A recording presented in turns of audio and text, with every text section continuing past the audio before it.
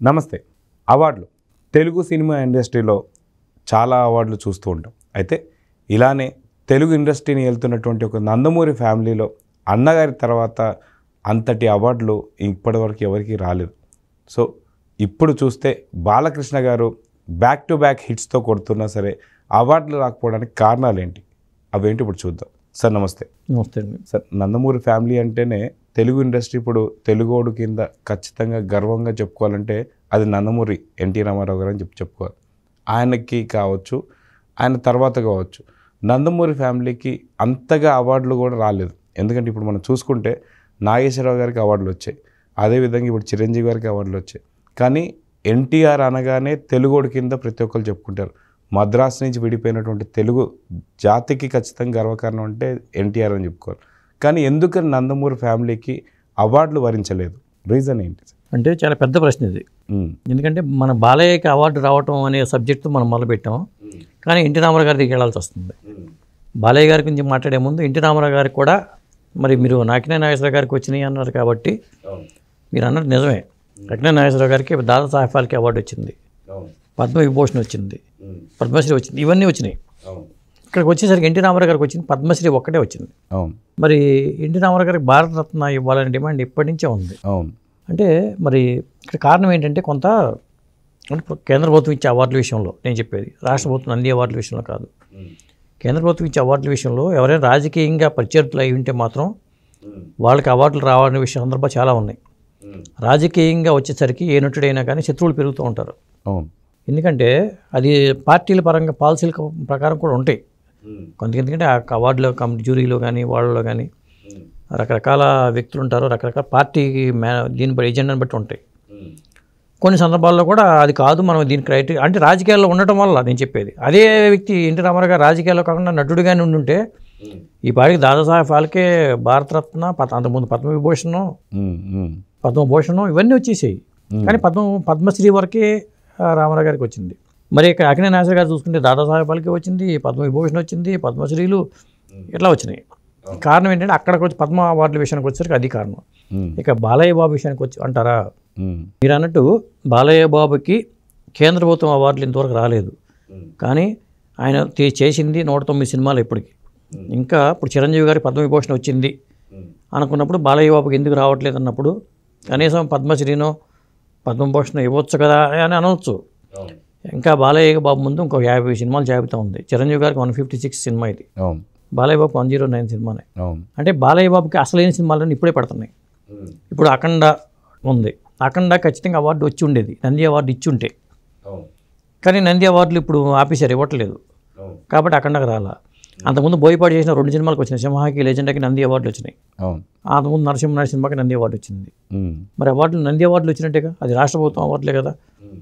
కాబట్టి బాలయ్య బాబుకి అవార్డు పరంగా అక్కడ ఉన్నాయి. తర్వాత ఆయనకి ఫిల్మ్ఫేర్ అవార్డు కూడా అంతకుముందు మన భైరవతి అనే సినిమాకి ఫిల్మ్ఫేర్ అవార్డు వచ్చింది, అది ప్రతిష్టాత్మకమైన అవార్డే. కాకపోతే సెంట్రల్ గవర్నమెంట్ ఇచ్చే అవార్డుల పరంగా మాత్రం బాలయ్య బాబుకి కొంత అన్యాయం జరిగిన మాట వాస్తవం. దానికి కారణం ఏంటంటే కొంత పార్టీల ప్రభావం కూడా అనుకోవచ్చు. అది అయితే బయట ఉన్నటువంటి ఒక విమర్శలు ఏంటంటే అన్న ఎన్టీ రామారావు గారు ఏదైతే ఉన్నారో ఆయన తీసిన సినిమాలు కావచ్చు, ఆయన పోషించిన పాత్రలు కావచ్చు, డ్యూయల్ రోల్ కావచ్చు, త్రిబుల్ రోల్ కావచ్చు, లేదా 4 పాత్రలు కూడా వహించినటువంటి ఒక సినిమాలు చాలా చూసాం మనం. దారవీర సూరకర్ణ కావచ్చు, ఇలాంటి సినిమాలన్నీ. ఇలాంటి పాత్రలు వహించినటువంటి ఒక నటులు అసలు భారతదేశంలోనే ఎవరు లేరని చెప్పుకుంటూ ఉంటారు. కానీ ఆయన సపరేట్గా తెలుగుదేశం పార్టీ పెట్టడం వల్ల సెంట్రల్లో కావచ్చు వీటి వల్ల ప్రాబ్లమ్స్ వచ్చి మాత్రమే అవార్డులు ఆగాయని చెప్పేసి అంటున్నారు. అది నిజమే అనుకోవచ్చా? కరెక్టే, అదే కారణం. లేకపోతే అవార్డులు రానంత మాత్రం ఎన్టీ రామారావు గారి కీర్తి ప్రతిష్టలు ఏమైనా తగ్గినాయా? ఏమీ తగ్గలేదు కదా. ఎన్టీ రామారావు గారు మహానటుడు అనే విషయం అందరూ అంగీకరిస్తారు, ఏకగ్రీవంగా అంగీకరిస్తారు. ఒక తెలుగు రాష్ట్రాల్లోనే కాదు, ఇతర దేశాల్లోనూ ఇతర రాష్ట్రాల్లో కూడా ఎన్టీ రామారావు గారు ఆ ఖ్యాతి ఉంది. కాబట్టి అవార్డు రానంత మాత్రాన ఆయనకి ఏం కాదు. కాబట్టి అవార్డుకే అందం వచ్చి ఉంటే, ఎన్టీ రామారావు గారికి ఇచ్చి ఉంటే అవార్డుకి అందం. అవార్డుల విషయాల్లో ఇన్ని రాజకీయాలు జరిగేవా అనేది అనుకుంటున్నారు జనాలు. రాకపోవటం వల్ల అనుకుంటారు, ఖచ్చితంగా అనుకుంటారు. అది లేకపోతే బాలకృష్ణ గారికి రాకపోయినా అదే అనుకుంటారు. అంటే బాలకృష్ణ గారికి ఇప్పుడు చెప్పాలంటే సెకండ్ ఇన్నింగ్స్. ఈ సెకండ్ ఇన్నింగ్స్లో ఆయన చేసే సినిమాలన్నీ అవార్డు సినిమాలే. ఒకవేళ నంది అవార్డు లాంటి ఇవ్వాల్సి వస్తే మాత్రం భగవంత్ కేసరికి వస్తుంది, అఖండాకి వస్తుంది, ఇలా వచ్చే సినిమాలన్నీ అవార్డుల సినిమాలుగానే ఉంటాయి ఖచ్చితంగా. కాకపోతే ఇంకా ఆయనకి ముందు చాలా ఉంది కాబట్టి ఇంకా ఆయన్ని అప్పుడే మనం ఒక పక్క సేవ చేస్తున్నాడు, ఆయన క్యాన్సర్ హాస్పిటల్ పెట్టి సేవా కార్యక్రమాలు కూడా చేస్తున్నారు.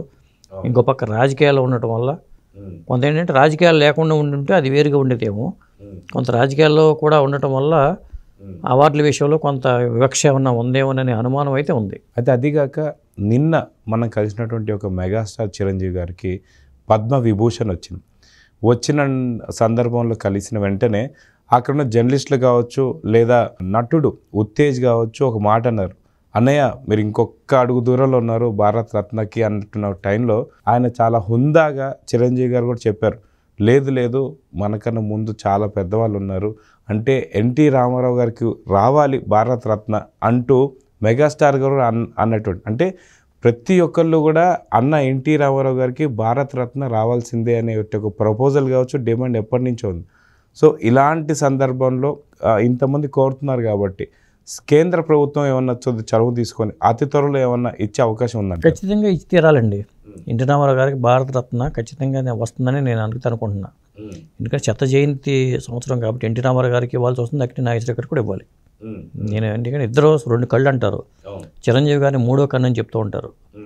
కాబట్టి ఖచ్చితంగా ఇచ్చి తీరాల్సిందే. ఇంకొకటి పద్మవిభూషణ్ అనే అవార్డు చాలా తక్కువదేమీ కాదు, మహా 8 మందికి వచ్చింది ఇప్పుడు అవార్డు. ఇది నిన్న చిరంజీవి గారికి ఇచ్చారు, ప్రకటించారు. వైజయంతిమాల గారు, వైజయంతిమాల బాలికి ఎప్పుడో రావాలి అవార్డు. ఆవిడకి చాలా 90 ఏళ్ళ, దాదాపు 90 ఏళ్ళ వయసు, ఆవిడకి ఎప్పుడు ప్రకటించడం ఏంటి ఆశ్చర్యంగా ఉంది నాకు. మన తెలుగు వాళ్ళకి వచ్చరికి అక్కినేని నాగేశ్వర గారు, చిరంజీవి గారు కనపడుతున్నారు. తమిళనాడుకి వచ్చరికి రజనీకాంత్ గారు కనపడుతున్నారు. 2016లో ఇచ్చిన ఉంటుంటారు ఆయనకి. అంతకుముందు మరి అమితాబ్ బచ్చన్కి, దిలీప్ కుమార్కి 2015లో ఇచ్చారు. దిలీప్ కుమార్ కూడా చాలా లేట్ చేశారు, ఎప్పుడో అవార్డు ఇవ్వాలి దిలీప్ కుమార్ గారికి, అక్కడ లేట్ చేశారు. అక్కడ 6 అయిపోయారు. వి శాంతారాం గారు ఇప్పుడు 1992లో ఇచ్చారు వి శాంతారాం గారికి. ఆయన నటుడు, నిర్మాత, దర్శకుడు వి శాంతారాం అంటే. ఆయనకి పద్మ విభూషణ్ వచ్చింది. జోహా చాగల్ ఆవిడ కొరియోగ్రాఫరు ప్లస్ నటి, ఆవిడకి 2010లో ఇచ్చారు. ఆవిడకి చాలా వయసు, 2014లో చనిపోయారు ఆవిడ, 2010లో అవార్డు ఇచ్చారు. ఓకే. వి శాంతారాం గారు చనిపోయిన తర్వాత వచ్చింది. ఓకే. అది కొంతమంది చనిపోయిన తర్వాత కూడా వస్తూ ఉంటాయి. ఇప్పుడు మనకి విజయకాంత్ గారికి ఏమి ఇచ్చారు పద్మభూషణ్, చనిపోయిన తర్వాత వచ్చింది.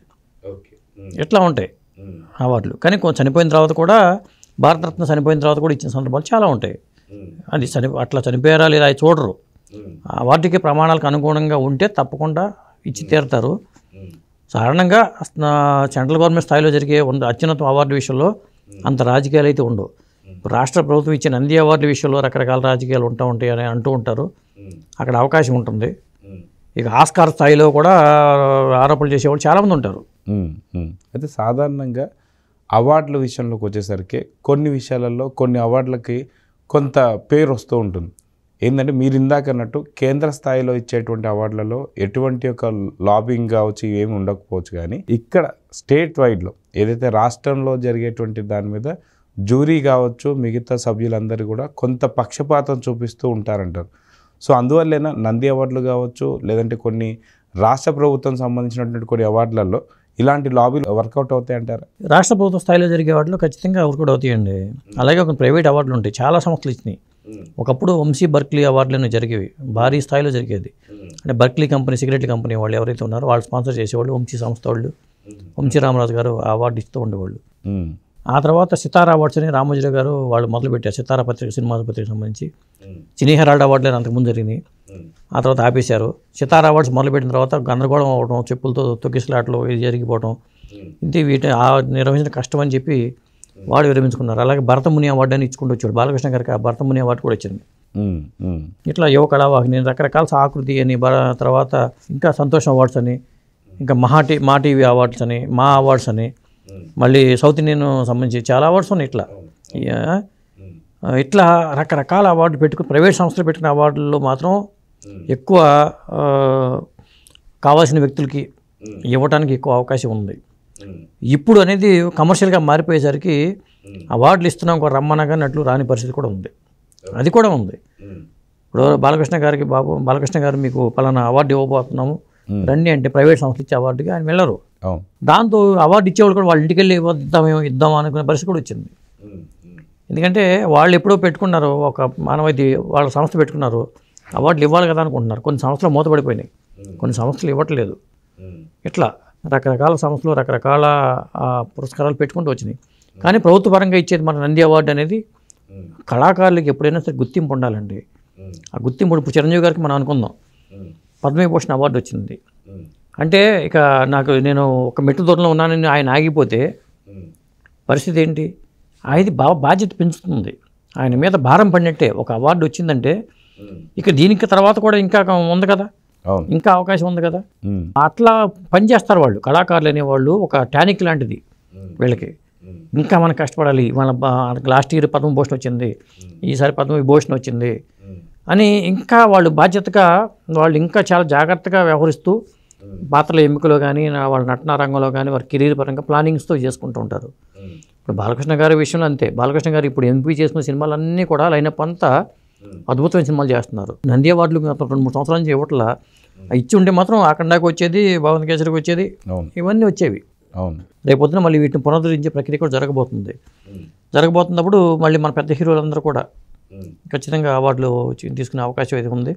ముఖ్యంగా ఏంటంటే ఈ నంది అవార్డే కాకుండా కేంద్ర ప్రభుత్వం ఇచ్చే అవార్డుల్లో కూడా బాలకృష్ణ గారికి ముందు పద్మశ్రీ అవార్డు ఇవ్వాల్సిన అవసరం అయితే ఖచ్చితంగా బాలకృష్ణ గారి విషయంలో ఉంది.